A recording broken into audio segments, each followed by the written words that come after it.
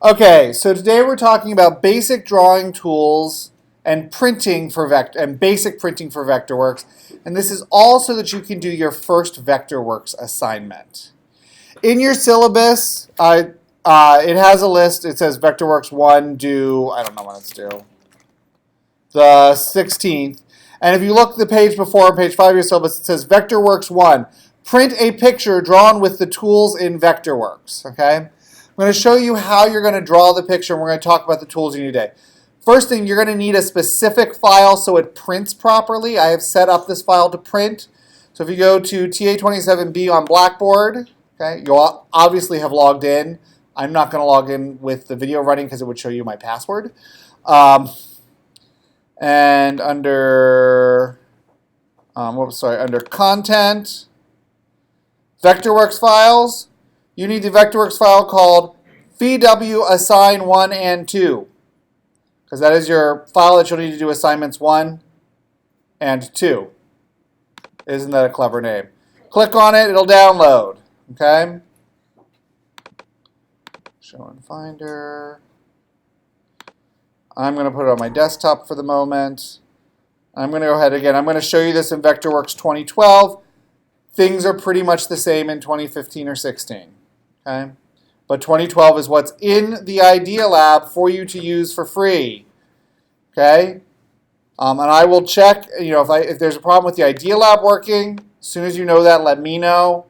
And actually, don't just let me know, let the lab tech know in the Idea Lab, because it's their job to request the fixes. Okay, so I copied that on my desktop. Modified. Vectorworks Assign 1 and 2. Okay. Let's see what it says here. Your Vectorworks 2 is a slightly different assignment. You only have to do this for Vectorworks 1. Once you move down here, okay? Assignment 1. In the box to the right, using the shapes learned in class, draw a picture. Make sure you're drawing on the student layer and on the My Drawing class. Once you have completed the drawing, save the file as assignment 1 and print out the drawing. You will need to print. It's one page. You can print in the Idea Lab for free. If you do your assignment at home and bring it into the Idea Lab, you will need to back save it to Vectorworks 2012, which is what's in the Idea Lab. I'm going to quickly show you how to do that right now, which is, I can't show you how to totally back save because I'm in 2012.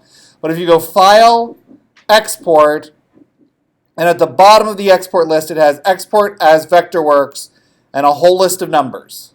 Okay? You should have a 2012 option. Okay? If you don't, here's your encouragement to do it before Tuesday morning, before class. Contact me. In fact, text me. My cell number is on the syllabus. Okay? Okay, so we're now going to learn to draw. A couple things. It says draw in the box. Do you guys see the box here? Draw inside the box. This file is set up to print for you, but it will only print, this file will only print what's inside the box. Okay? Because I'm not teaching you today how to set up a drawing to print. Some of you might be really clever and go, oh, I bet I can figure it out. I'm going to say save some time and follow the instructions. Okay? So we're going to look at our basic drawing tools. The first thing is it says make sure you are on the student layer and the My Drawing layer, or the My Drawing class. So here's our navigation. If you can't find it, I'll close it. So I'm trying to get it back. Window, palettes, navigation. Okay? So we want to be on student layer because you're the student. We want to be on the class that says My Drawings. There, and the checkbox is next to it. That means if you download it, it's already set up for you. I'm trying to make this easy. Okay? And we remember we have our hand tool so we can move around, or our pan tool, our zoom tool so we can zoom in and out. Remember that we can change that to our zoom marquee by selecting the other thing, and then we can draw a box and zoom in, zoom out. Okay?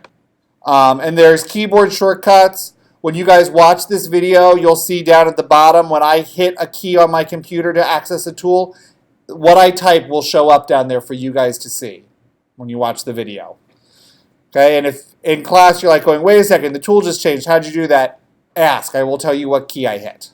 Okay? Okay, so let's talk about drawing some stuff. Okay? First off, let's look at the line tool. This is the line tool, okay? The line tool has a couple of different modes. I usually work with the first mode, which is they call line mode. The other one they call line from center mode. And there's also two other modes. There's unconstricted line and constricted line. We'll start with constricted line. Constricted line means I can draw horizontally or vertically or at 60 degrees or at 45 or at 30. But I can't draw anything else. I can only draw kind of those major angles. Okay? I do one click to start drawing a line. I do a second click to stop drawing a line. Okay? Also, when you're watching the video on YouTube, it has a little kind of bullseye effect when I click, so you'll be able to see that. Okay? If I want to draw at any angle, I have the unconstricted tool. Now I can draw at any angle I want. Okay? Click. Okay? I also have my line from center tool. I start drawing a line, click first time for my start point, and as I draw, notice my line gets longer in both directions. Okay, that's where I click center first, and then I click on my second line. Okay? Okay, one of the other things I want to show you, I'm going to go back to my regular line mode, is you'll notice as I'm drawing, I have a little box below. It says currently L 5 foot 7.09 or 0.904 inches, A 0 degrees. Okay, that's giving me the data about this line, how long it is, what angle it's at. If you need to draw a specific line, you can say, okay, so that's 17 foot 2.96 inches at negative 5.55 degrees. You know what? I really want that to be 17 feet at negative 6 degrees. Hit the tab key, and now you'll notice my L is highlighted. I can now type in I would like that to be 17 feet. When I hit tab again, I can draw at any angle I want, but it's only going to let me draw 17 feet, and it's indicated here by that circle. I can now say, you know what, I want it to be at negative 6 degrees, so I type negative 6, okay? And I hit tab again, and now my line is 17 feet at negative 6 degrees no matter how I move my mouse, okay? You can do that. It will keep giving you things you can fill in. Usually the first 2 or 3 are the only ones you're going to need. Okay, click. I have now drawn a 17-foot line at negative 6 degrees. At this moment, you're going, I don't care why that. I don't know why that would be useful. You may not now. Eventually, you may want that. Okay. There are lots of commands. When you see those things, that little box floating, if you see it and you say, I want to force it to do something, tab, and you'll be able to edit that. Okay. Very, very convenient if you have to be very exact. Okay, so your assignment is to draw a picture of whatever you want. Okay. Please keep it vaguely clean enough for class. Caleb. Okay. I'm going to show you a couple of other things here. We have the double line tool. The double line tool, I'll have to zoom in to see, draws 2 lines at the same time if you have to draw 2 parallel lines. Not a tool I find particularly useful. And in fact, it's one of the tools I recommend you really don't use. So I don't find it very useful. Okay? But it's there. Rectangle. Rectangle tool. Okay? Again, we've got a whole bunch of ways we can vary it. Our main rectangle tool. Click once, sets one corner. Click second time, draws the other corner. Okay? One of the things I want you to notice is the rectangle is filled in. Now I can't see my other things underneath it. Okay? If you need to, we can move things, sort of. I can click this line, okay, because I had it enough that I could see it, and I can go to Modify, Send, and I can send it front, to the front, and now that's on top of everything. Okay? These are 2-dimensional objects, and that's why they can have different placements. 3D objects work differently. I'm going to warn you, the piece of paper drawn in here is a 2D object. So if you send something to the back, it will actually end up underneath your piece of paper, and then you're going to have a hard time getting to it. Okay? So think drawing from the top or from the bottom up, or send things to the front as you need them. You can also grab an object with your pointer tool or selection tool and move it. So I can move this around. Does that make sense? Okay, rectangle, other modes. We can draw from the center of the rectangle to the outside. Okay. You can draw from the center of the bottom of the rectangle to the corner. I have never figured out why this one is useful. But apparently it is to someone, and it's there. Well, it's going to be symmetrical anyway. All rectangles are symmetrical. Yeah, okay. And then the last one is the rotated rectangle. Okay. And if you can see up here, there's 3 little red dots. They basically show you your click positions to make something work. And it may, I don't know if you guys can see that from where you're sitting. But if you, right here, if you look at it on a computer monitor, you'll see. And it says, so for a rotated rectangle, click once. Second click, I've now established the bottom. And third click is going to let me expand it. So I can put it at whatever angle I want. Okay. I do want to show you, if your angle isn't quite what you want, we have a rotate tool. You have to have an object selected first, but then with your rotate tool, it's got 2 modes. In the first mode, the regular rotate, you click the first object, that's the point you're going to rotate around. Click your second object, that's where you're starting. And then you can just rotate the object wherever you need to rotate it. Okay? The second rotate mode is rotate and duplicate. Same thing, I'm going to grab out here just so I can show you something different. You don't have to click on the object to rotate it. As long as the object's selected, which means it's orange in color. I click out here, now I'm rotating around that point. And this is duplicate and rotate, which means I'm going to actually make another one. Now this one's not going to print. Why isn't this one going to print? It's outside the box. Okay? I'm going to select it and delete it. I'm going to select a whole lot of this stuff and delete it. Okay. And my zooming in and out is something that Macs can do. I'm sure you probably can on a PC, but if you use 2 fingers on a Mac and drag up, you zoom in. Drag down, you zoom out. So yeah, up you zoom in, down you zoom out. Okay. That is, I don't know whether the PCs do that with their mice or not. Scroll wheel. Okay. Okay. Rounded rectangle. Rounded rectangle has options similar to our basic rectangle. The big thing is the rounded rectangle, I'll have to zoom in for you to see, doesn't have pointy corners, it has round corners. I see that? Round corners. How you set that is you see this button that is the pencil and the wrench. That's your settings. Corner dimensions, 1 inch. I'm going to make those 12 inches. Click OK. And now when I draw my rounded rectangle, look, I can see my rounded rectangle much better. Make sense? Okay.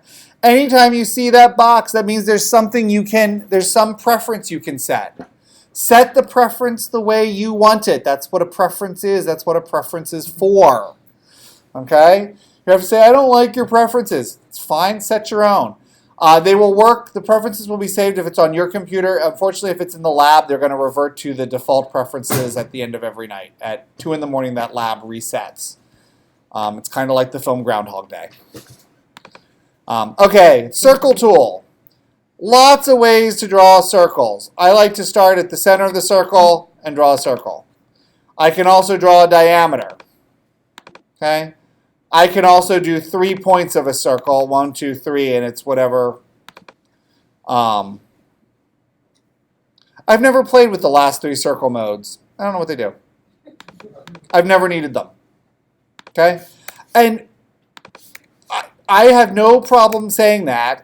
It is not worth it to me to learn a tool I'm not going to use. There are hundreds and hundreds of tools in Vectorworks. Okay? Part of this assignment is not because I need you to draw a picture. I hope you guys realize that's the way to make it fun. But by you guys playing with these tools, you're going to learn how Vectorworks thinks, which means it's how you're going to be able to tell Vectorworks to do what you want it to do. Okay, the oval tool, basically you draw a rectangle and it puts an oval inside. The rotated oval tool works just like the rotated rectangle, except it puts an oval inside. Okay, delete. Okay. Arc tool. I don't recommend using it. I'm just going to be there. This is not so much for line design, but if you go on and take scenic design, people get into trouble with the arc tool. Okay. We have two tools here that are very similar, the polyline and the 2D polygon tool. Polylines, again, not going to affect you as much because you're in here in lighting class, and I'm just warning you in case you take scenic design next year. The polyline tool is evil. It will get you into trouble. You will go, oh, this is the easiest way to draw something. It works very well in two-dimensional world. In this class, after this assignment, we are no longer going to be in two-dimensional world. We're going to be in three-dimensional world. And the polyline tool does not react the way we think it should in 3 dimensions. Okay? No, don't check for updates. Okay? The polygon tool is a wonderful tool. It reacts just the way we think it ought to. So a polygon tool works like this. Okay? I click. I can draw a shape. I'm drawing a shape, any shape I want. I don't know what this is, some sort of deca whatever. Okay? If I get really, really close to the start point, it'll come up and say endpoint. You see a little box that says endpoint? I click there. I have now made a closed polygon. Closed polygons are wonderful. I will warn you, I don't know if 12 will let you do this. 15 will. Yes, 15 will allow you to not close the polygon. Don't do that. Again, this is a warning for moving into 3D world. That's just bad. Okay? Let's say you did that, you need to edit it. I can, with my selection tool, double click on it. And now if you look at my tool, you see I've got my pointer has changed shape. I can now grab that endpoint and drag it over here. And now I have closed my polygon. I zoom in all the way. Yes, I have closed my polygon. It's still a polygon. Okay? This one just happens to be a hexagon, apparently. Okay, I'm going to show you one other tool quickly before we go on and look at some of our other drawing tools. Window, palette, snapping. Okay? This gets our snap. So the computer tries to guess what you're trying to do. And this is a way to help it. So we've got a whole bunch of these. Snap to grid. It imposes a grid, and you can only click on where X and Y intersect at whole numbers. I don't find that particularly useful. I always have that one turned off. Okay? Snap to object will snap to endpoints, corners, and centers of objects. So it says if your mouse is hovering near an endpoint, you probably want to click on the endpoint, and it will go, oh, and it will pop up, and it'll say things like endpoint. Snap to angle. We'll snap to straight, 30 degrees, 60 degrees, and 45 degrees. A lot of times in theater, we're trying to draw things at those angles. Very convenient. Snap to intersection. I often have that one on. Smart points. Smart points are useful, but they take practice. Smart point is a way of trying to say to the computer, I'm going to hover my mouse here, I'm going to hover my mouse there, and now I'm going to go draw, and you're going to remember where I was hovering my mouse because they're probably going to be important, and then the computer tries to guess what you're thinking. I'll do an example quickly. See if I can do an example. I'm going to hover my mouse here. I'm going to hover my mouse here. And, okay, now you see my smart point is activated. It thinks I'm trying to draw on a line in between those two. In fact, and it will give me the midpoint between those 2 points. That was a pretty good guess. It is sometimes great at guessing, and it is sometimes awful at guessing. Okay? Usually if I had to start at the midpoint between there, what I would do is okay, turn off smart points. I would draw I need to start at the midpoint between there. I would draw this line that I know I don't need. Now I can draw this line, perfect midpoint, and now I can come back and I can delete this. If smart points are working, they're faster. If they're not working, at least to my mind, they take forever to get to convince it what I'm trying to do. Okay? Does that make sense? These are other snap to tangents, smart edges. Play with them. I think intersection and object are the two most important snap tools, especially if you're doing polygons, because when you have, I'm going to turn that off for a second. Okay. Okay. Now I don't have a snap, so I've got to just try to get really close and hope I close the polygon. And if I miss by the fractionest of a pixel, it won't close the polygon. So I go, you know what? Snapping on. Up, endpoint. Boom, right there. Perfect. Perfect click every time. Okay. We're going to go through and delete some of this stuff.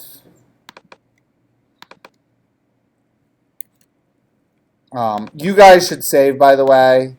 You're going to see in class I often don't save. Double line polygon tool. Useless in the 3D world. I wouldn't bother with it. Regular polygon. What something means is if it's regular is it means all the sides are the same length. Okay? So you see up here it says number of sides. So I can put in 9. And now I will get a polygon that has 9 of them. And they're all the same size.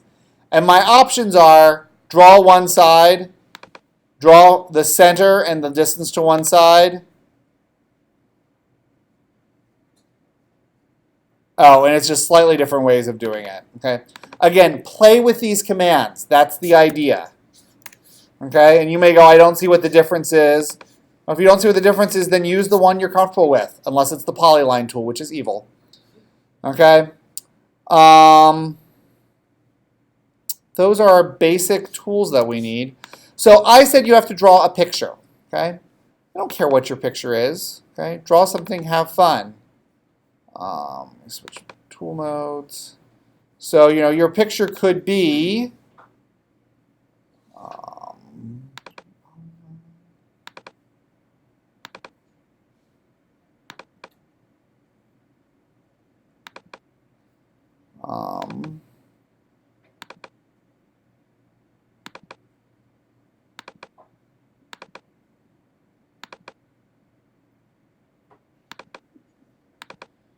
your picture can be a kind of wonky house. I live in the same neighborhood you live in. We all live in kind of wonky houses. Okay.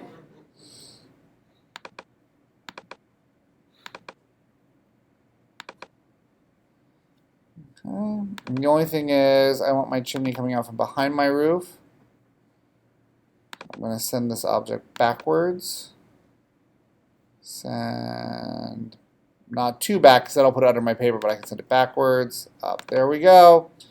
And you know what? I have a pine tree next to my house.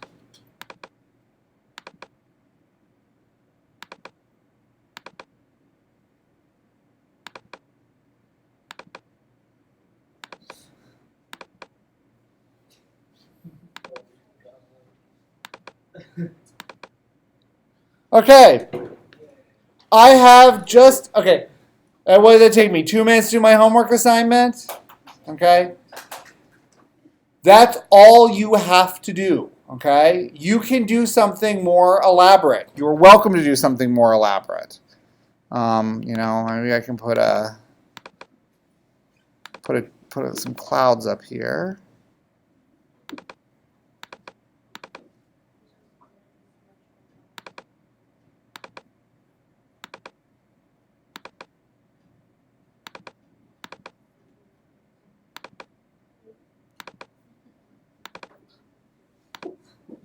Yeah, so they're very symmetrical clouds, but you know what? It's a cloud. Can you group the objects? Like, say if you wanted to make that the cloud one solid object, could you just group it and then it would take on that shape, like in Illustrator? Not quite. You can, and we have time. I'll show you group. Group is very useful. Group has a slightly different function, though. So I'm going to grab all these things, and I can group them. It's did not look up that command because I always use the keyboard shortcut. Okay, it's modify group. When you modify them, it still looks the same. We haven't actually changed the objects, but now they move as one. Okay, And even though I can still edit them, so I could either edit them by ungrouping them, ungroup, or I can double click on them. Now when I double click, notice I have an orange bar around my window. I see the orange bar the whole way around my window. That means I'm in an edit mode, okay? And it's specifically because it says over here exit group, I'm in a group mode. So I can zoom in here and I can say, yeah, I like this, but I want to kind of reposition them a little bit.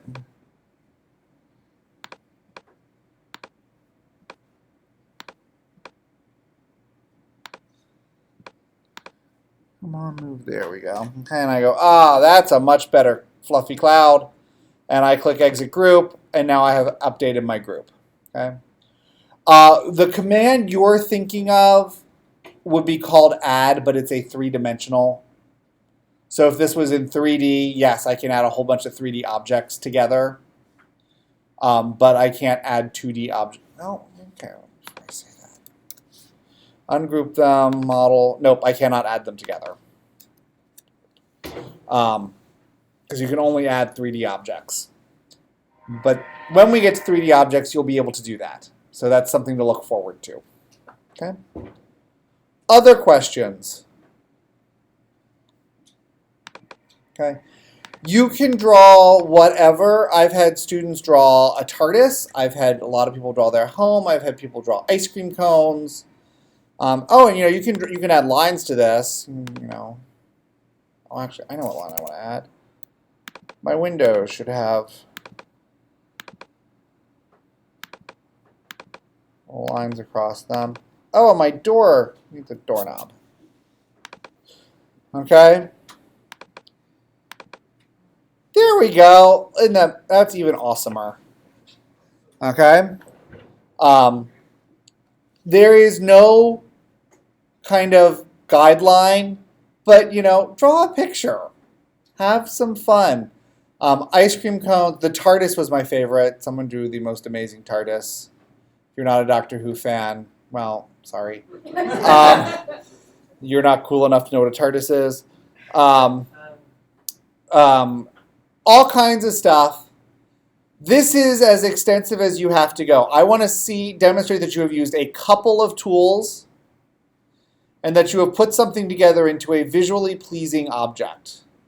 Okay? Do we add color to it or no? Hey, you know what? We have time. Well, we don't have a color printer, but yeah, I'll show you how to do colors. I was just asking. We've got some time. Okay, windows, palettes, attributes. Okay. Okay, this is our attribute. I'll move over here. So I recommend drawing first, coloring second. And this, by the way, is how you color in 2 dimensions. You color in a completely different way in 3 dimensions. So I'm going to select an object. I'm going to select my sun. So it has a line around the outside, and that is controlled by the pencil. So I can change the color down there. You say, oh, there's only 2 colors. Okay. Or you can click on Classic Vectorworks colors, and you'll get more colors. Okay. I can also say the inside, if it's white, I don't want it to be white. It's the sun. It should be yellow. Click here, or orange. Maybe it's orange. Okay. And now I have just colored it in. Okay. Coloring groups. Oh, it works. Okay.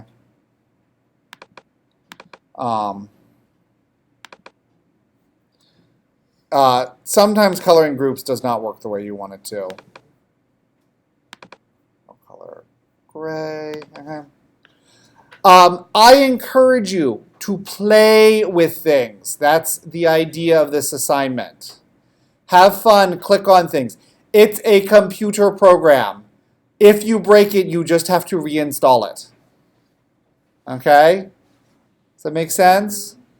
Have fun, enjoy this, make something, do a Vectorworks portrait of your dog, whatever, your kid, your mom, an ice cream cone, your favorite toy, a duck. It doesn't matter what you draw.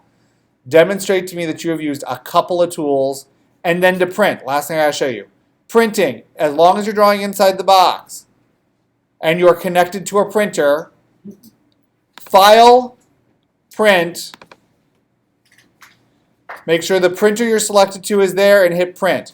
We will get into complicated printing later. There are, there are lots of ways to print on this. Yes? So say if we did this on our computer, could we save it to like a flash drive and then print it in the library? Probably not the library because they don't have Vectorworks. Do you have a Mac? No. Okay. If your computer has a built-in print to PDF, it will work, sort of. There's a glitch that they may or may not have fixed. But you can come into the Idea Lab, MS 102, and print for free. Just make sure you have it saved as a Vectorworks 2012 file, because that's what they have in there. So we can do that in the Idea Lab. Yeah, you can do that in the Idea Lab too, okay? Yeah, you can print 5 pages a day for free in the Idea Lab. Okay, and they have Vectorworks. So we just need to print it same way. We want the file. You should save the file.